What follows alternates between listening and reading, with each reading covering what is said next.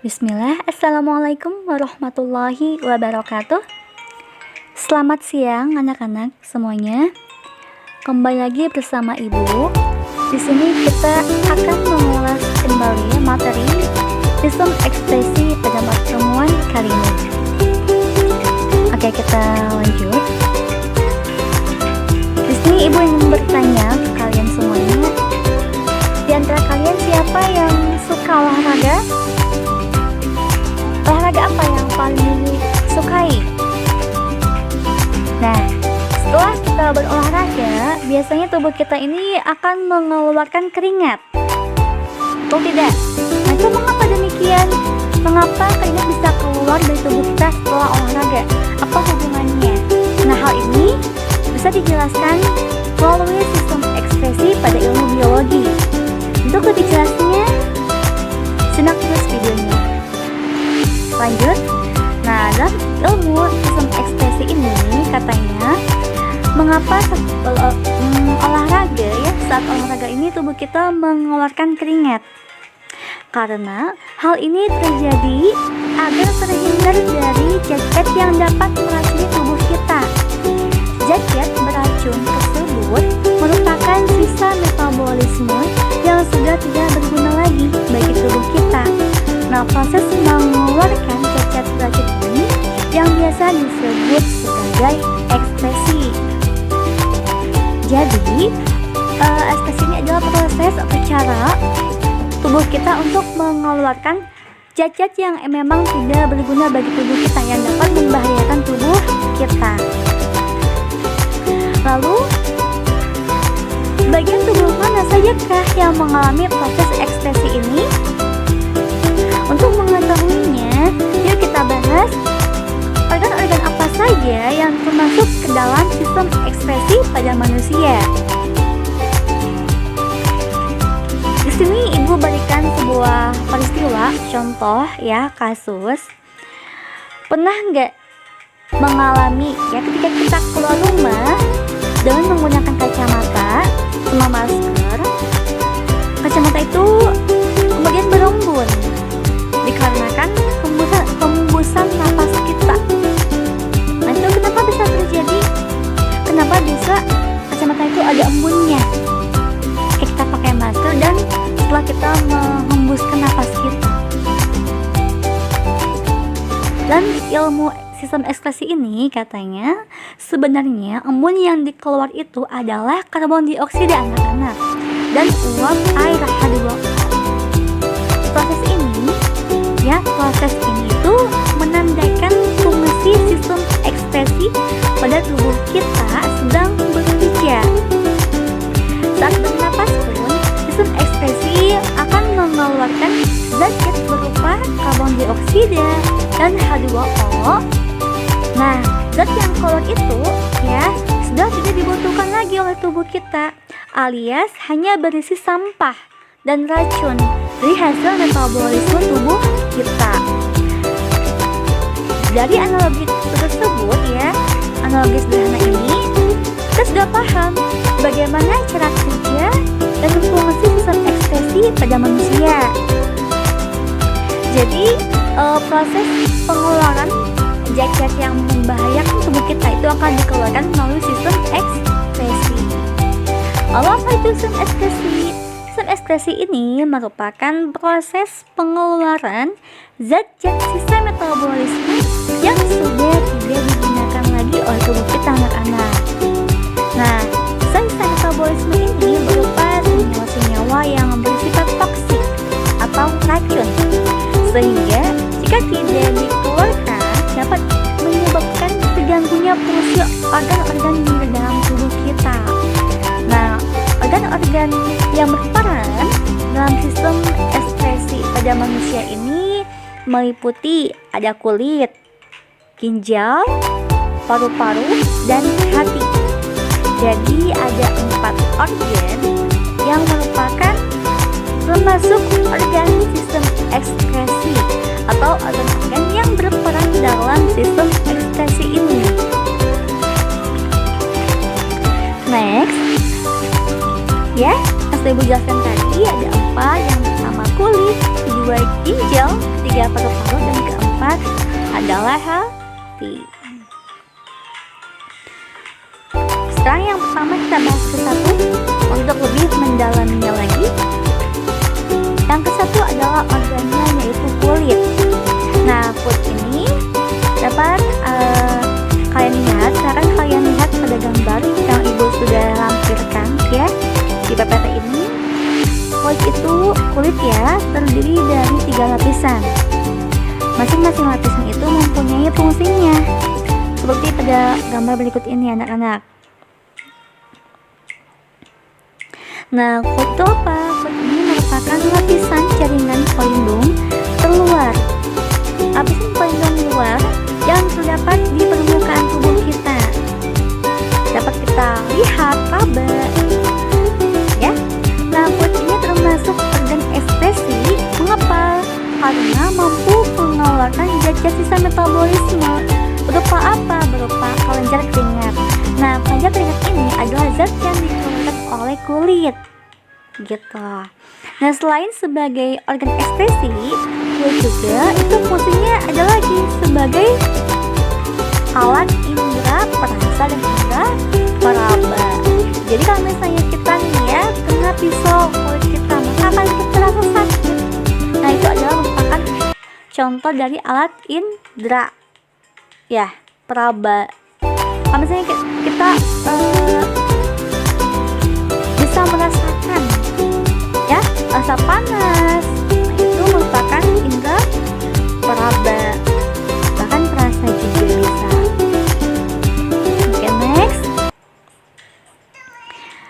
Nah, kulit ini dapat anak-anak lihat pada tabel. Di sini ada tabel berupa jaringan lapisan dermis dan fungsinya. Jadi di sini ada beberapa lapisan dermis ya pada kulit. Ada pembuluh kapiler yang fungsinya itu apa? Untuk menyampaikan nutrisi pada akar rambut dan sel kulit. Ini memiliki fungsi tersendiri sesuai dengan perannya masing-masing. Kemudian ada jaringan lapisan dermis kelenjar keringat. Fungsinya apa? Untuk menghasilkan keringat. Ada juga kelenjar minyak. Fungsinya untuk menghasilkan minyak agar kulit itu apa? Dan rambut tidak kering. Kemudian ada pembuluh darah. Fungsinya untuk mengedarkan darah ke seluruh sel atau jaringan. Kemudian ada ujung-ujung saraf. Fungsinya meliputi untuk ujung saraf perasa, peraba, rasa nyeri, rasa panas, dan rasa sentuhan.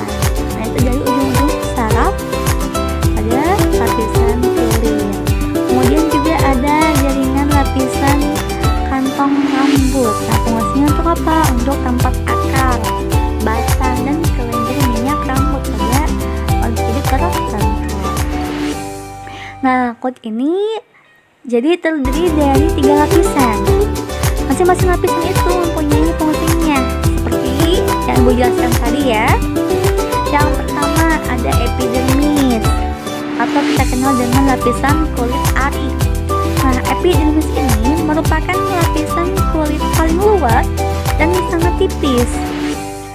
Epidermis ini terdiri dari lapisan tanduk dan lapisan malfigihi.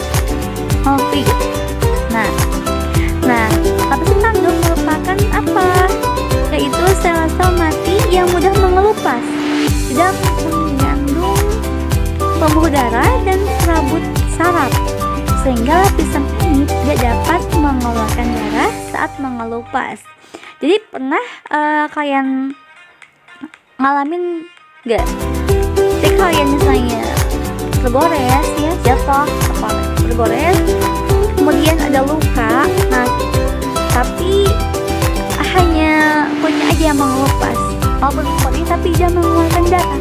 Nah, itu adalah lapisan kulit ari atau epidermis. Dia tidak akan mengeluarkan darah karena tidak mengandung pembuluh darah.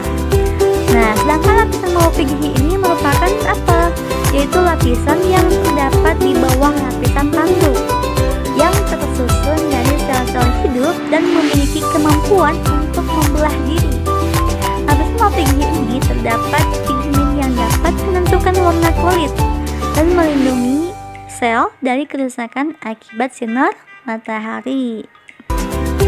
Kemudian yang kedua adalah dermis, ya, lapisan kulit jangat. Nah, dermis ini merupakan lapisan kulit yang terletak di bawah lapisan epidermis. Jadi epidermis di luar lapisan yang paling luarnya, ya, kemudian setelah itu lapisan dermis, setelah epidermis, lapisan kedua terletak di bawah lapisan epidermis. Lapisan ini, ya, lebih tebal daripada lapisan epidermis. Lapisan dermis ini terdiri dari beberapa jaringan yang telah Ibu jelaskan tadi. Ada jaringan pilar, keringat, minyak, pembuluh darah, urin saraf, dan kantong rambut. Seperti itu. Kita lanjut. Selanjutnya yaitu yang kedua, ya, sebagai organ sistem ekskresi ginjal. Nah, ginjal ini merupakan komponen utama penyusun sistem ekskresi manusia, yaitu mengeluarkan urin. Nah, manusia itu memiliki sepasang ginjal yang berukuran sekitar 10 cm jika diukur. Letak ginjal ini dapat kalian rasakan di bagian rongga perut sebelah kiri dan kanan, di antara ruas-ruas tulang pinggang. Itu pada gambar berikut ini sambil ya, bisa kalian lihat.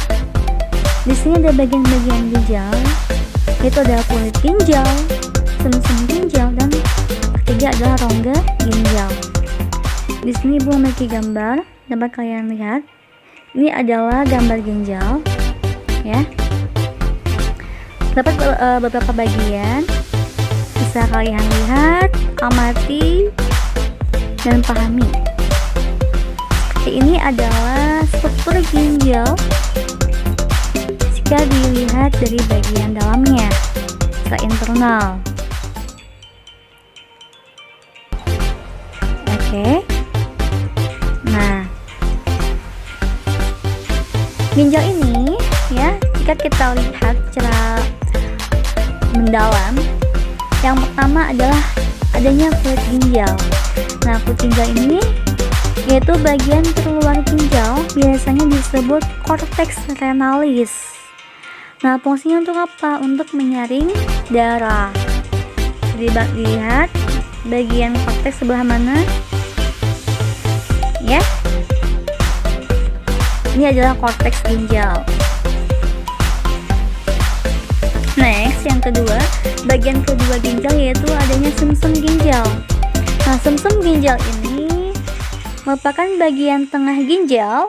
Dari tengah ginjal letaknya biasanya disebut medula. Fungsinya untuk tempat berkumpulnya pembuluh-pembuluh halus yang mengalirkan urin ke saluran yang lebih besar.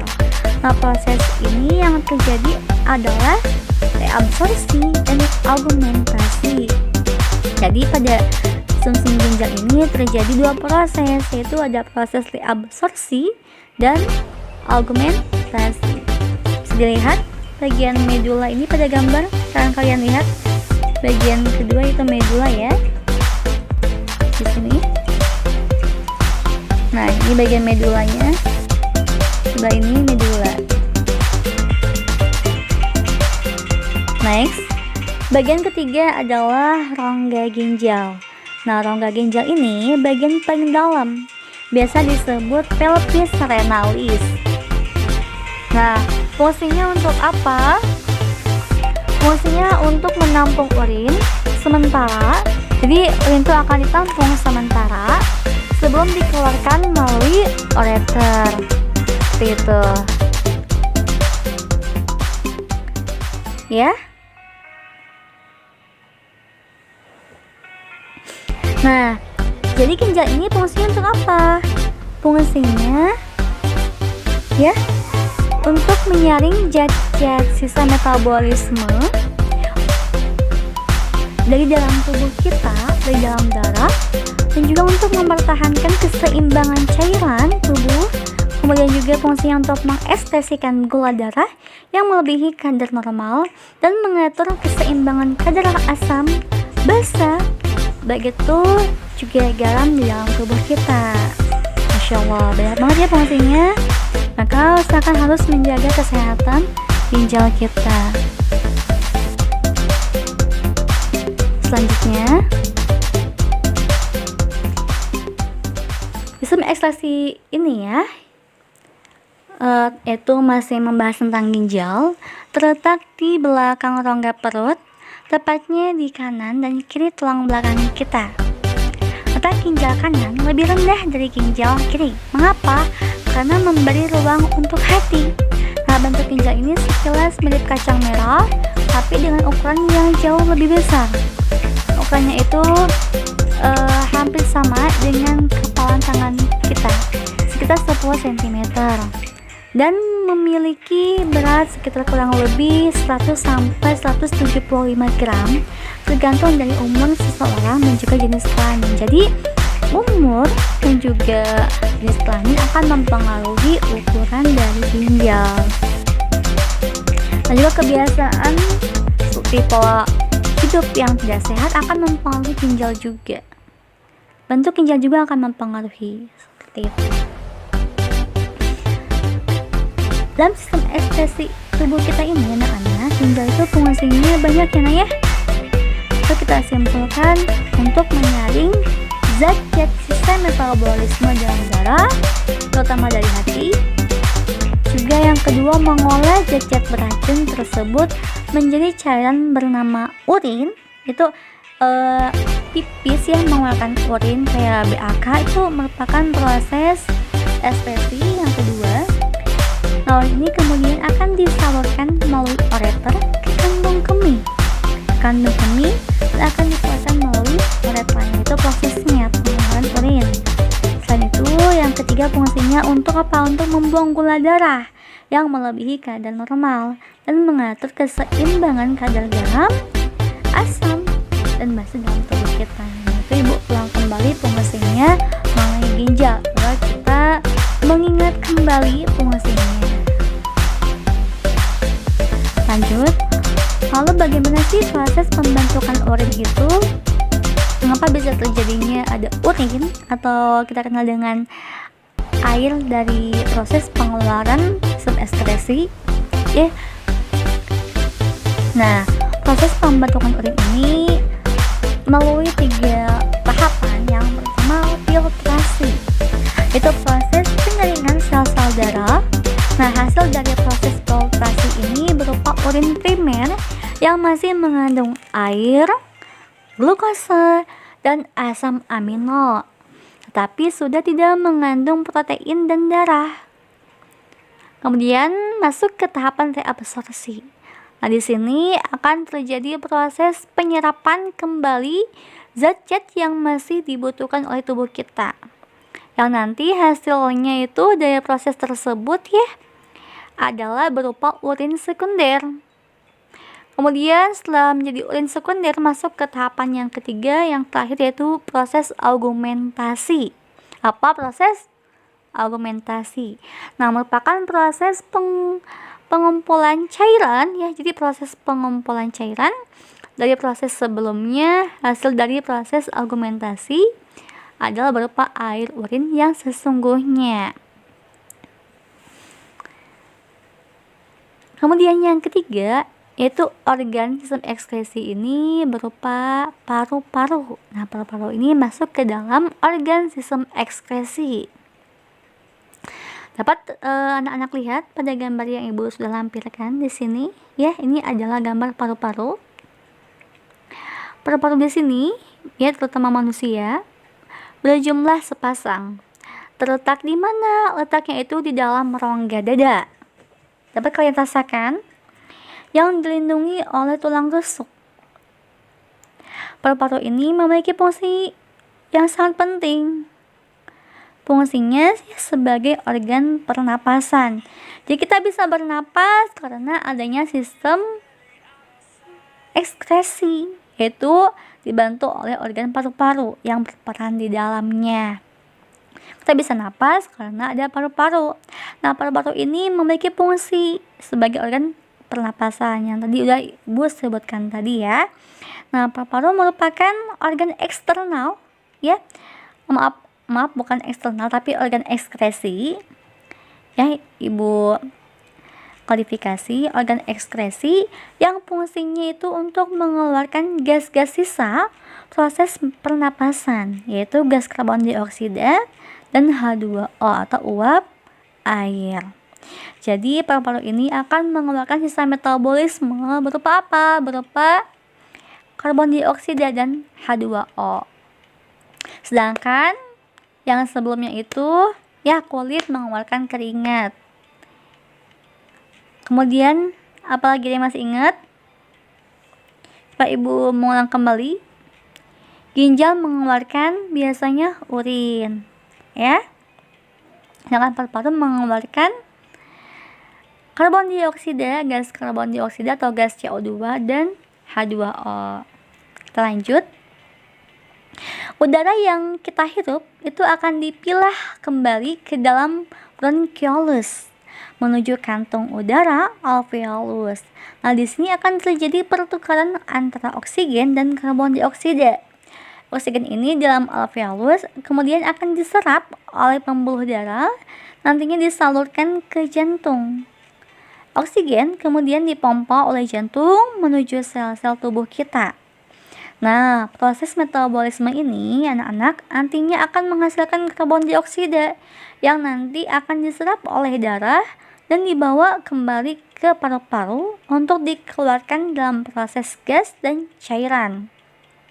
Gas dan cairan itulah yang nantinya disebut CO2 dan H2O. Seperti yang sudah Ibu bahas di atas, paru-paru merupakan bagian dari sistem ekskresi manusia. Nah, paru-paru ini sebagai organ ekskresi akan mengeluarkan karbon dioksida dan juga uap air saat kita bernapas melalui hidung dan mulut. Bisa itu hidung atau mulut. Nah, ketika kita menghirup udara, paru-paru itu akan memasukkan oksigen, kemudian mengeluarkannya sebuah uap ya berupa karbon dioksida beserta uap air. Nah, udara yang masuk itu melalui hidung akan masuk menuju trakea melalui tenggorokan, dan dari sana udara akan dipilah ke saluran-saluran udara, bronkus, kita kenal bronkus, kemudian memasuki paru-paru kita. Nah, itulah proses terjadinya respirasi atau pernapasan. Kemudian yang ketiga, organ sistem ekskresi yaitu hati. Silakan anak-anak lihat ya pada gambar yang sudah Ibu lampirkan di sini.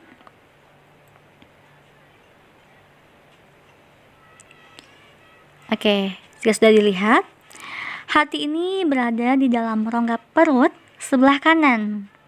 Ya. Jadi letaknya itu ada di bagian dalam rongga perut sebelah kanan di bawah diafragma yang dilindungi oleh selaput tipis bernama kapsula hepatis. Apa? Dilindungi oleh kapsula hepatis. Nah, hati ini fungsinya untuk apa? Untuk mengekskresikan getah empedu, yaitu zat sisa dari perombakan sel darah merah yang telah rusak dan dihancurkan di dalam limpa. Selain itu, fungsinya untuk organ ekskresi, hati juga berperan sebagai penawar racun, untuk membuang racun, dan juga untuk menyimpan glikogen, gula otot. Kemudian selain itu, fungsinya pembentukan sel darah merah pada janin dan sebagai kelenjar pencernaan. Jadi banyak sekali ya fungsinya. Selain untuk ekskresi juga untuk membuat atau membentuk sel darah merah pada janin, dan juga berperan dalam kelenjar pencernaan dan lain sebagainya. Nah, ini pada gambar terdapat bagian-bagian ginjal yang bisa dilihat oleh antum semuanya. Jika sudah, kita lanjut. Oke. Nah, hati itu apa? Jika kita simpulkan, hati ini merupakan sistem ekskresi yang menjadi pusat sortasi zat-zat yang ada di dalam tubuh kita. Nah, zat ini nantinya akan disaring yang berasal dari sistem pencernaan. Jadi habis dari sistem pencernaan akan disaring oleh sistem ekskresi. Nah, sistem ekskresi ini ya terutama hati fungsinya untuk memilah zat mana aja yang masih berguna bagi tubuh kita dan yang harus dibuang oleh dari tubuh kita gitu. Jadi ada zat yang harus dibuang dan ada juga zat yang harus dipertahankan dan nanti akan bisa diproses kembali untuk proses selanjutnya yang dapat diserap oleh tubuh kita ya, yang nantinya akan menghasilkan suatu manfaat bagi tubuh kita gitu. Kalau misalnya zat yang bahaya akan dibuang melalui sistem ekskresi karena akan membahayakan tubuh kita gitu. Nah, saat menemukan zat beracun, ya, hati ini bagaimana? Nah, hati ini akan mengubah zat beracun itu menjadi zat yang lebih aman. Contohnya kayak gini. Saat mengonsumsi makanan berprotein, zat protein itu bakal dicerna menjadi asam amino. Asam amino ini dibutuhkan untuk memperbaiki sel pada tubuh kita. Jadi diubah untuk menjadi zat yang lebih berguna bagi tubuh kita. Nah, asam amino ini mengandung nitrogen. Nah, jadi ketika asam amino itu sudah terserap ya oleh tubuh kita, nah nitrogen yang terkandung bakal terlepas. Nah, sistem ekskresi ini pada hati nantinya akan memisahkan nitrogen itu dari asam amino, kemudian digabungkan dengan zat lain. Kemudian nitrogen itu diubah menjadi NH3 bersama amonia yang nanti diubah lagi menjadi urea. Nah, zat urea ini kemudian masuk ke ginjal untuk kemudian diubah ya. Bukan diubah tapi dibuang bersama urin gitu. Maaf ya, Nak ya. Jadi zat urea ini kemudian masuk ke ginjal itu nantinya akan dibuang bersama urin.